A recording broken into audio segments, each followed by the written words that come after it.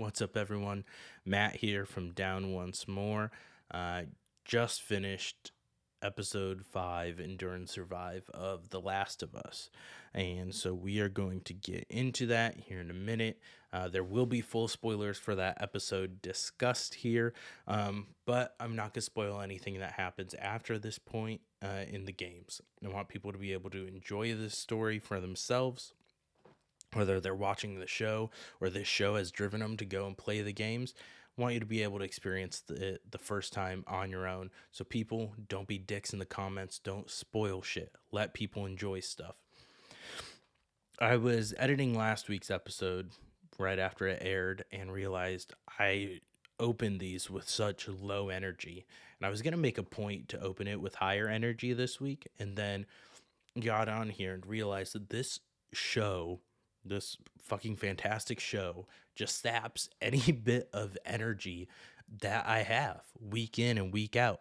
Last week, which I said was my least favorite episode of the series so far, while still being great episode, was the one exception because it was setting up this completely heart wrenching fucking episode, which this week was my favorite episode of the series so far. Um, Episode 3 was a close second for being something completely different, but man, did this episode deliver the complete package. We got some almost one for one recreations of scenes from the video game. We got the fucking next to Bill and Frank, this the character expansion and expansion of the universe that they are doing in this show is the fucking perfect roadmap for people doing video game adaptations in the future. Because that's one thing. It seems like it's hard to please gamers, right? Like, we want it to be faithful to the game that we played. We want it to somehow capture that feeling, which you just can't in a movie, especially. And then in a 10-hour show, you can't capture what was in a 30, 40-hour game in that time period. And when you're playing and embodying those characters. But holy shit, if this series has not just blown those tropes out of the water while doing things that are so faithful to the video game and the adaptation, putting Easter eggs in there, like the story, the drawing in the sewers, in this kind of like safe haven that's drawn like a nursery, where there's a drawing on the wall of Danny and Ish that is pulled directly from the games. And there's a whole kind of side story that you learn from reading these notes that you find there in the sewers. The story of Ish, this, I don't remember if he is exactly a fisherman, but he was on a boat, um, washes, tries staying out there for a while. Once everything goes to shit, then kind of squirrels away the safe house, comes across a family, and just a really kind of incredible story that's told just by reading notes and letters in the sewers as you're traveling through there with Henry and Sam in the games.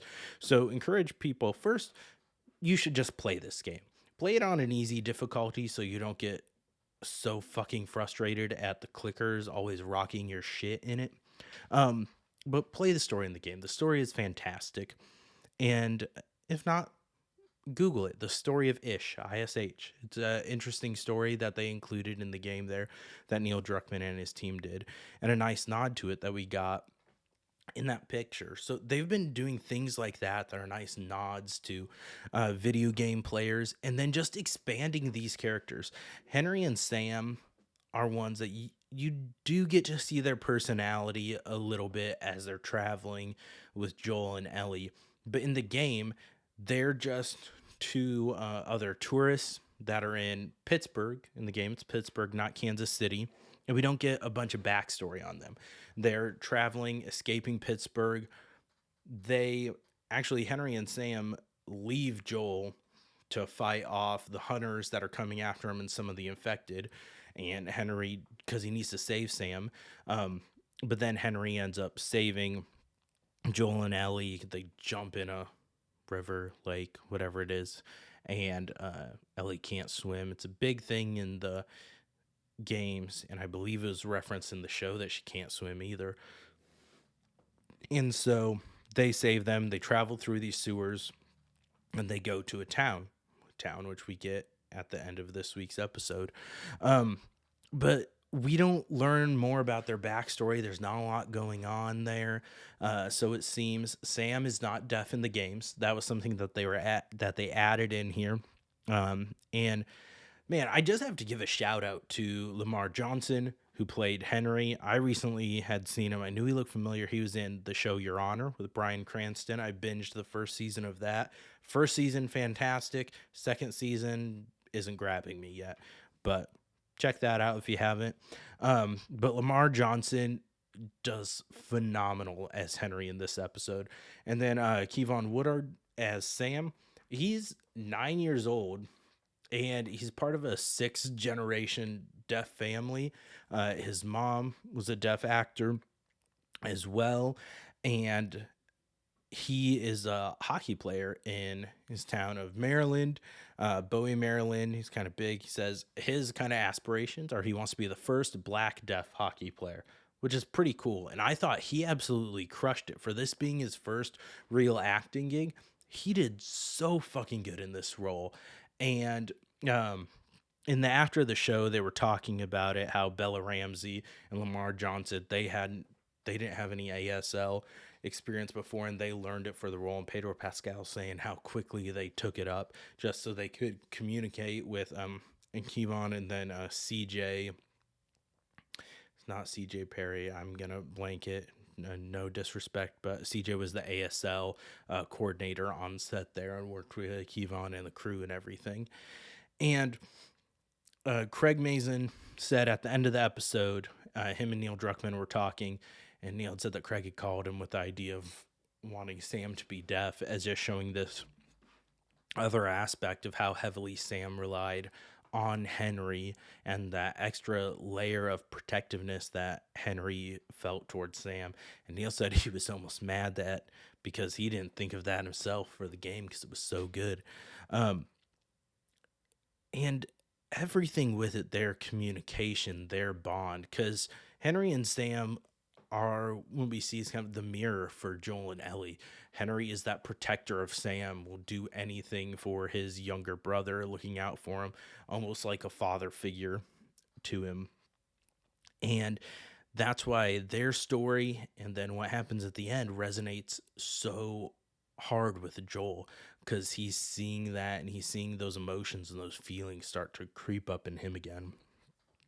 This episode, we probably get a good chunk, I'd say about a quarter, a third of it is backstory on Kansas City, how it fell. It only fallen 10 days before the Fedra base and everything had only fallen 10 days before Joel and Ellie showed up per Henry when they're discussing. And it opens with one of the more brutal scenes that I have seen in the series so far. And I think that's because it's the human on human violence. And we come to expect it from the monsters, right? And that was one of the big themes of The Walking Dead, even that the zombies, walkers, they weren't the real danger, the humans are. And it's something that's been hinted at in The Last of Us, but this is kind of the first time that we're really seeing that. When this episode opens up, we're seeing the resistance kind of tearing apart the Fedra forces, right? They're celebrating because they overthrew them. They're stringing up and hanging a Fedra person. Someone gets shot in the head. They're pulling a corpse through the streets that just looks like a pincushion with all these knives stabbed into it. And we just see that terror and that kind of madness behind Kathleen, which Melanie Linsky is a fantastic actress. And I thought she was good as Kathleen and could have kind of the quiet menace. There is a scene where she is in her and her brother Michael, who is dead, killed by Fedra because Henry informed on him. She is seeing this sitting there in his room and she's reminiscing on how he was her protector and he was such a good person and everything that he did and how she knew he would want her to forgive Henry, but she couldn't. That didn't do anything for him. That's not who she was.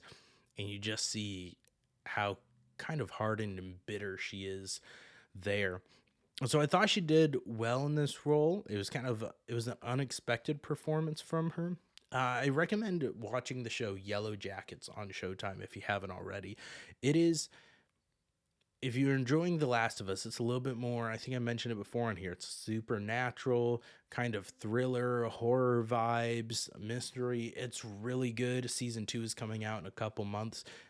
Season 1 is fantastic. So check her out in that. She's really good in that role too. Um, but she does well as the role of Kathleen. It's not one of the more memorable performances of the series so far, in my opinion. Um, but we see Henry and Sam and Joel and Ellie are needing to work together to escape. And we learned that the reason they haven't seen any infected in Kansas City so far is because about 15 years before, Fedra forced all the infected underground and hadn't let them out. And so we kind of get called. That's why we saw it in the previous episode, the ground just pulsating. And that dread behind Kathleen and Perry is because they knew what was under there. They knew it was the infected. Not to the extent that we end up getting later, but they knew what was down there and waiting. So the Henry, Sam, Joel, and Ellie, they escape in the sewers. They find this kind of refuge that game fans will recognize. And we see Ellie and Sam bond. When he was introduced, she's trying to befriend him. We see that kind of sympathy, empathy out of Ellie, trying to encourage Joel to not be such fuddy-duddy. I don't know why I use that word. And I liked that they made Sam younger in this as well. It seemed like, because I felt as though in the game, Ellie's more Sam as a friend, around the same age. They view him as a peer. In this, I got more big sister vibes from Ellie. She was protective of him. She was wanting to look out for him.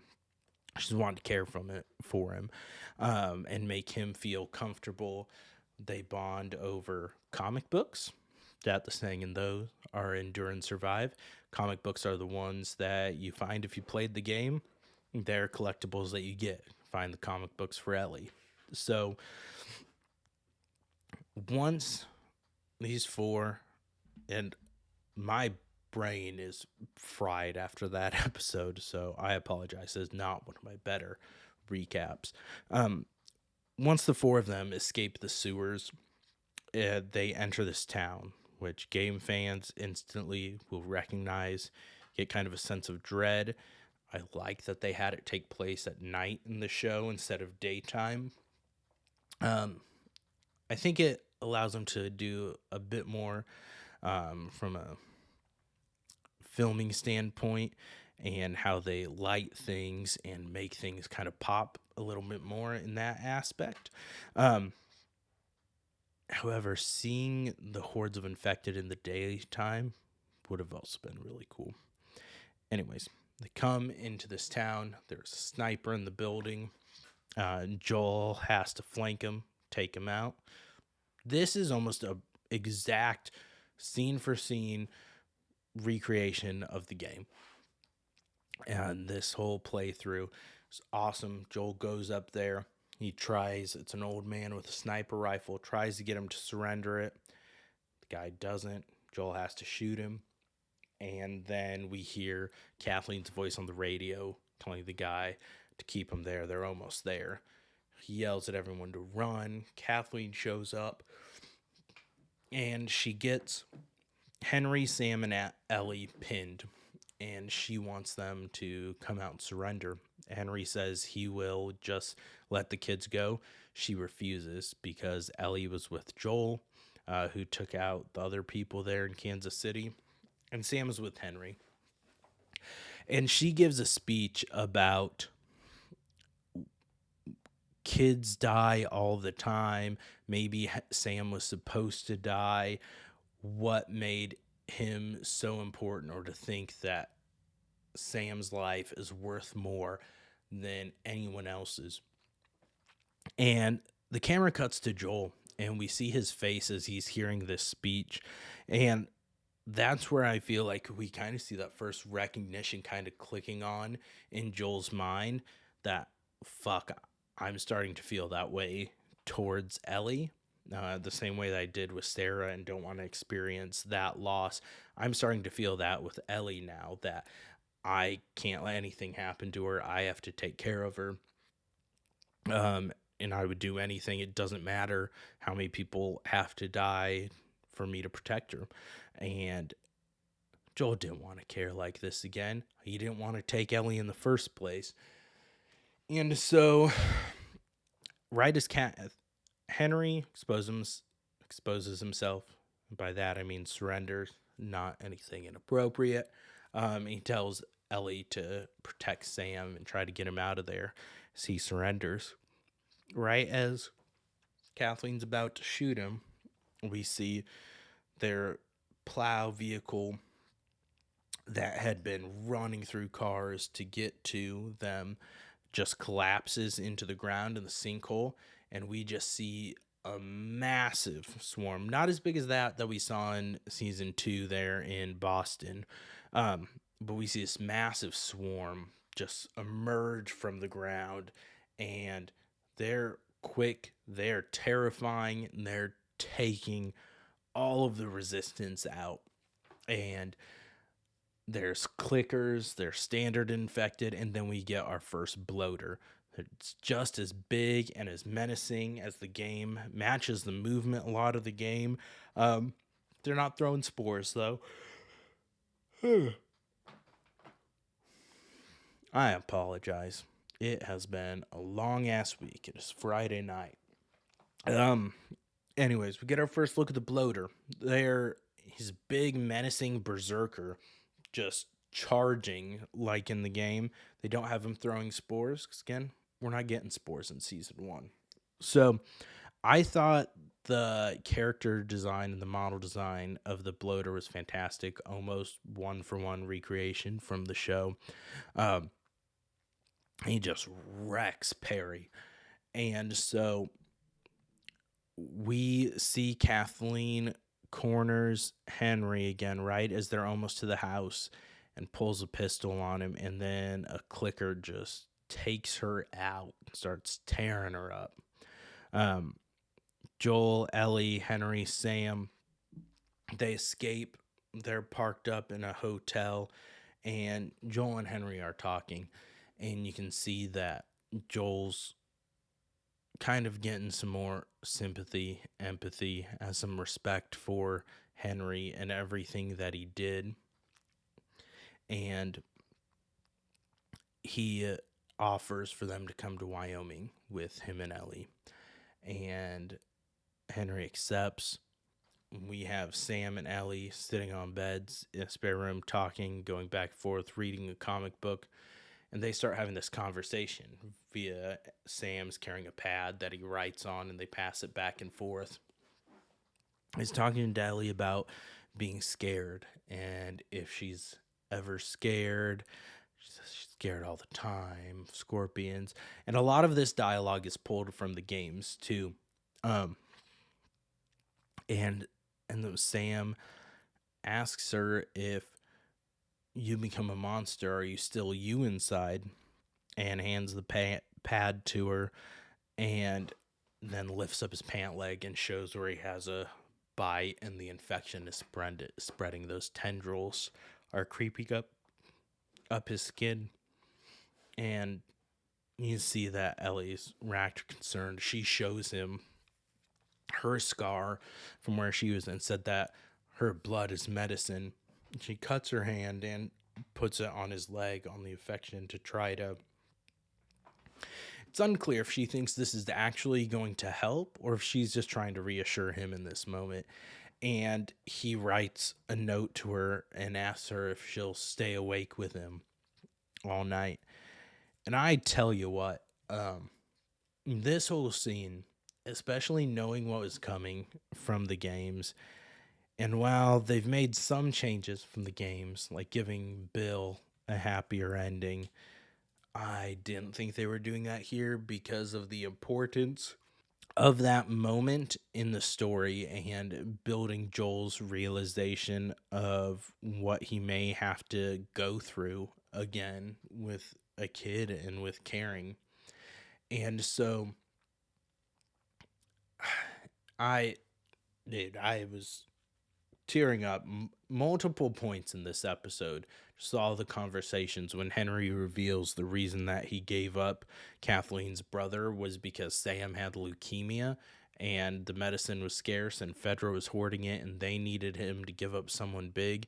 And that's how Kathleen's brother was one of the best people. He said he was always forgiving, he always forgave, he was never selfish, never angry. And then you saw what his death turned Kathleen into, and how even though her brother Michael had asked her to forgive Henry, she couldn't because she saw that forgiveness, that kind of spirit, did nothing for Michael. And so I knew what was coming, man, and them, I don't know. This episode wrecked me. This episode wrecked me more than episode 3 did with Bill and Frank. And the ending where Ellie wakes up in the morning, goes over to Sam, and he is infected and tries to attack Ellie. And in the room where Joel and Henry are, and Joel and Henry both go for the gun. Henry gets it and shoots it at Joel's feet to keep him from taking out Sam, and then he has no choice but to shoot Sam to protect Ellie, and then realize what he's done and what he's gone through, and that it was his fault that this happened to Sam in a way, and then ends up turning the gun on himself. And Bella Ramsey did such a good in this whole episode. She just showed how well she embodies the character of Ellie, and she shows that vulnerability and both that caring and that empathy and the hard edge as well.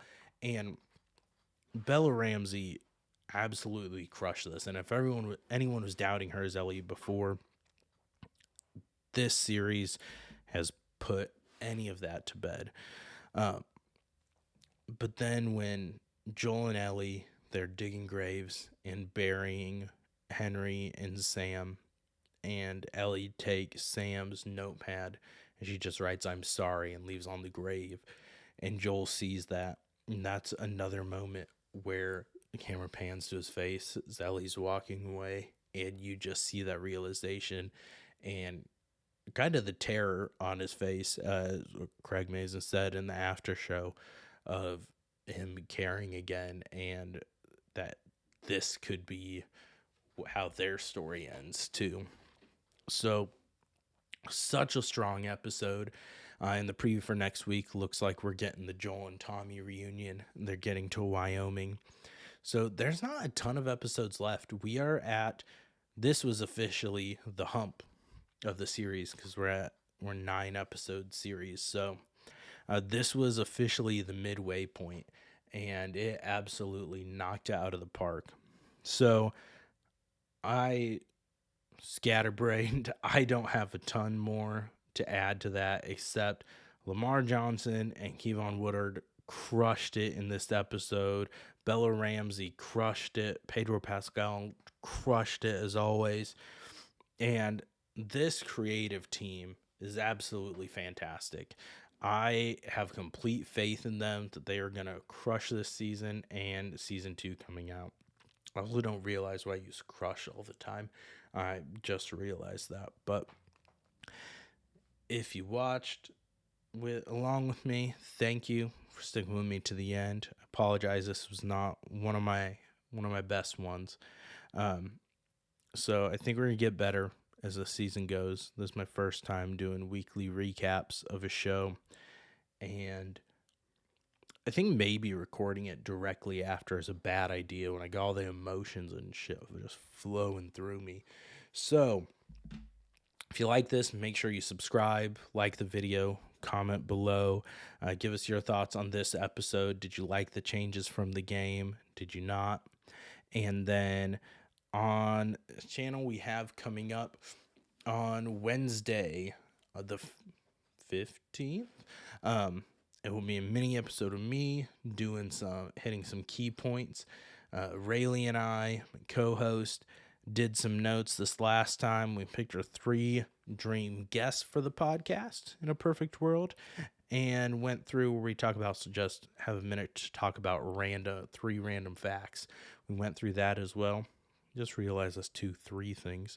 And then our movie review we're going to do for this month at the end of the month is Dear Evan Hansen, which is also a pretty fucking heavy movie. So this is the depressing month in the month of love. So make sure to tune in for that. Appreciate all the support, the views so far. So hope you enjoyed this. Sorry, not on my A game, but this show is fantastic week in, week out. Neil Druckmann, Craig Mazin, everyone. Thank you. Keep blessing us with this and give us more. And Neil, you got to do a game 3 now, because we need more than 2 seasons of this. You said you're not going to surpass it. So let's get working on the game 3. There's rumors that it's in development, but nothing's been confirmed. So let's get that cranked out. Let's get more of the world of The Last of Us. Thanks, everyone.